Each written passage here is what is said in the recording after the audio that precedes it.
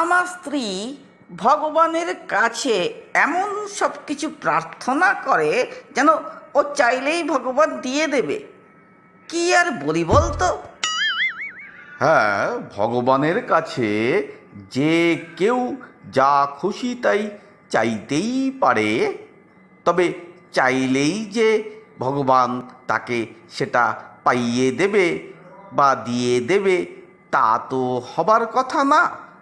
কিন্তু সেটা তো অন্য কথা। তা ভগবানের কাছে তোর স্ত্রী কি চাইছে? আর বলিস না, গতকাল রাতে আমার স্ত্রীর সাথে আমার তুমুল ঝগড়া হলো। তারপর যা হয়, আমি চুপচাপ শুয়ে পড়লাম।